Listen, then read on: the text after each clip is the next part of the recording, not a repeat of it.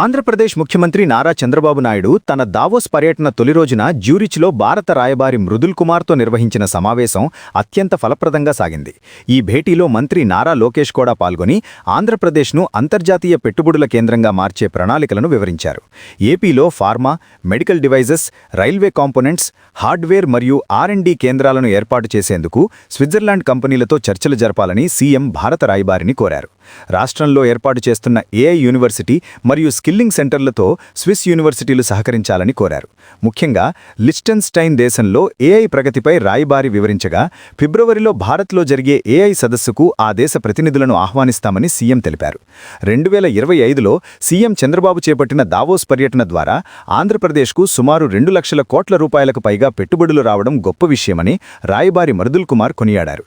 రాష్ట్ర అభివృద్ధిలో non resident Telugu NRTలను పారిశ్రామికవేత్తలుగా మార్చేలా ఎంబసీ సహకారం ఉండాలని సీఎం కోరారు.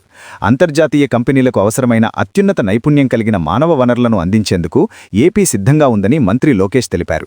ఏపీలో 100 కేజీల బరువు మోసే డ్రోన్లను తయారు చేసే సాంకేతికత అందుబాటులో ఉందని, ఈ రంగంలో B2B పెట్టుబడులను సాకారం చేయాలని కోరారు. ప్రపంచవ్యాప్తంగా నేడు మానవ వనరుల కొరత ఉందని, ఆ కొరతను తీర్చగల యువశక్తి కేవలం భారతదేశం వద్దే ఉందని, మన యువతకు సరైన నైపుణ్యం అందిస్తే ప్రపంచాన్ని ఏలగలరని, ప్రకృతి సేద్యంలో మనం దేశంలోనే అగ్రస్థానంలో ఉన్నామని, ఇది కూడా ప్రపంచానికి ఆదర్శమని సీఎం చంద్రబాబు తెలిపారు. ఈ పర్యటన ద్వారా ఏపీకి మరిన్ని భారీ పెట్టుబడులు వచ్చే అవకాశముందని విశ్లేషకులు భావిస్తున్నారు.